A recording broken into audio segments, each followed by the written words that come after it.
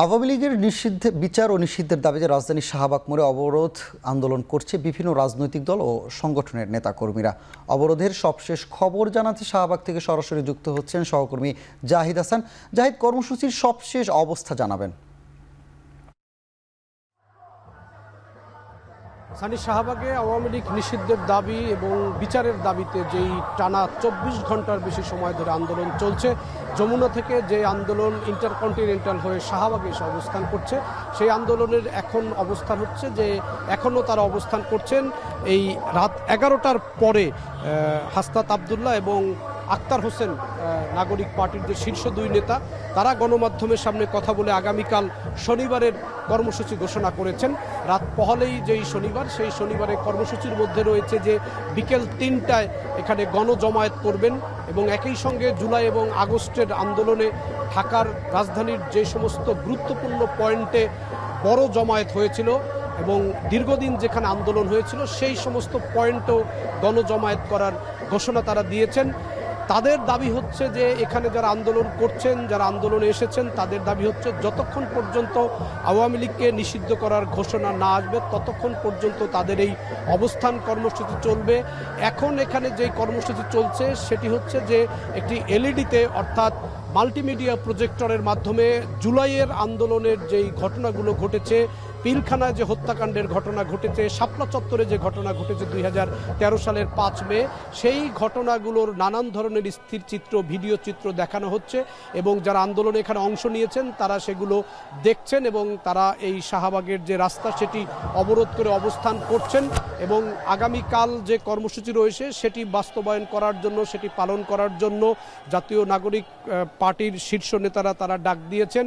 তারা বলছেন যে শাপলা চত্বরে যারা শহীদ হয়েছেন তাদের পরিবারের সদস্যরা, যারা পিলখানায় হত্যাকাণ্ডে শহীদ হয়েছেন তাদের পরিবারের সদস্যরা, জুলাই আগস্টে যারা শহীদ হয়েছেন তাদের পরিবারের সদস্যরা এই আগামীকালের যে আন্দোলন, যে গণজমায়েত, সেই গণজমায়েতে তারা জড়ো হবেন এবং যেটি মূল দাবি হচ্ছে যে কোনো ধরনের গড়িমসি না করে অনতিবিলম্বে আওয়ামী লীগকে রাজনৈতিকভাবে নিষিদ্ধ করতে হবে এবং দলগতভাবে আওয়ামী লীগকে নিষিদ্ধ করে তাদেরকে বিচারের আওতায় আনতে হবে। এটি হচ্ছে মূল দাবি।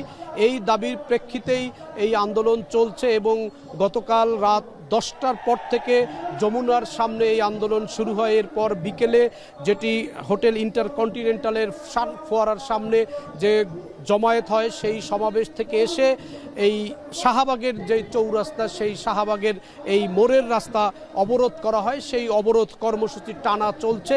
এখানে বিভিন্ন শিক্ষা প্রতিষ্ঠান থেকে শিক্ষার্থীরা এসেছেন, বিভিন্ন ছাত্র প্রতিনিধিরা এসেছেন, বিভিন্ন ছাত্র সংগঠনের নেতৃবৃন্দরা রয়েছেন, বিভিন্ন শ্রেণী পেশার মানুষরা অংশ নিয়েছেন এবং তাদের অংশগ্রহণেই মূলত এই আন্দোলন চলছে এবং তাদের দাবি হচ্ছে যে আওয়ামী লীগকে অনতিবিলম্বে নিষিদ্ধ করতে হবে, একই সঙ্গে তাদের বিচারের আওতায় আনতে হবে এবং জুলাই যে ঘোষণাপত্র, সেই ঘোষণাপত্র ঘোষণার দাবি তারা জানিয়েছেন।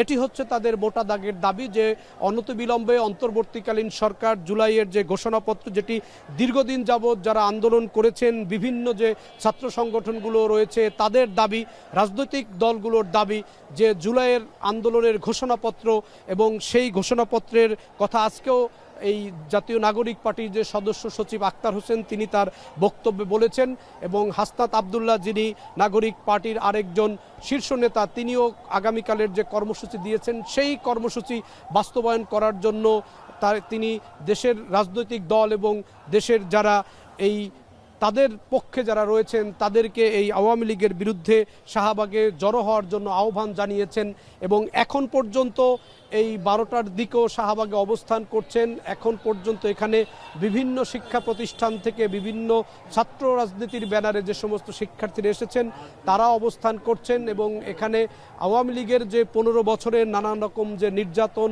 জুলুম, যে গুম খুনের যে তথ্যচিত্র, সেটি এখানে সেই প্রামাণ্য ভিডিও চিত্র এখানে দেখানো হচ্ছে, সেটি তারা দেখছেন এবং এখানে অবস্থান করছেন। যানবাহন চলাচলের জন্য কিছুটা সুযোগ করে দেয়া হচ্ছে যাতে বিশেষ করে জরুরি সেবার যেই যানবাহনগুলো রয়েছে, অ্যাম্বুলেন্স থেকে শুরু করে গণমাধ্যমের যানবাহন থেকে শুরু করে অন্যান্য জরুরি যে যানবাহনগুলো, সেগুলো চলার জন্য কিছু সড়ক শিথিল করা হয়েছে, সেইগুলো সুযোগ করে দেওয়া হচ্ছে। পাশাপাশি একটি সড়ক বন্ধ করে পুরো একটি সড়কেই এখন তাদের দখলে রয়েছে এবং সেই সড়কে অবস্থান নিয়ে এখানে মূলত এই অবস্থান কর্মসূচি চলছে। তাদের দাবি একটি, এবং যেই দাবিতে এখানে তারা স্লোগান দিচ্ছেন, যেই দাবিতে তারা এখানে অবস্থান করছেন, সেই দাবিটি হচ্ছে আওয়ামী লীগকে রাজনৈতিকভাবে নিষিদ্ধ করা এবং আওয়ামী লীগকে বিচারের আওতায় আনা। কারণ তাদের যুক্তি হচ্ছে যে জুলাই আগস্টে যেই গণহত্যা আওয়ামী লীগ চালিয়েছে, 15 বছরে যে হত্যা, নির্যাতন, গুম খুনের সাথে আওয়ামী লীগের যে অভিযোগ তারা করছেন, এর মাধ্যমে বাংলাদেশে আওয়ামী লীগের রাজনীতি করার কোনো সুযোগ নেই। এটি হচ্ছে এখানে যারা আন্দোলন করছেন, অবস্থান কর্মসূচি করছেন, তাদের মূল দাবি। সেই দাবির প্রেক্ষিতেই তারা বর্তমান যে অন্তর্বর্তীকালীন যে সরকার রয়েছে, সেই সরকারের কাছে মূলত তাদের দাবি যে যাতে তাদেরকে যাতে এই আওয়ামী লীগকে যাতে বিচারের আওতায় আনা হয়, এবং আওয়ামী লীগের পাশাপাশি আওয়ামী লীগের যতগুলো সহযোগী সংগঠন রয়েছে, সেই সংগঠনগুলোকেও যাতে বিচারের আওতায় আনা হয়, সেই উদ্দেশ্যেই মূলত এই শাহবাগে অবস্থান কর্মসূচি চলছে। আগামীকাল বিকেল 3টায় গণজমায়েতের ডাক দিয়েছে এখানের আন্দোলনকারীরা।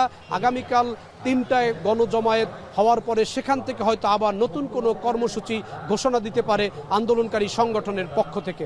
সানি, আওয়ামী লীগ নিষিদ্ধ ও বিচারের দাবিতে শাহবাগ মোড়ে অবরোধ কর্মসূচি নিয়ে সবশেষ জানাচ্ছিলেন সহকর্মী জাহিদ হাসান।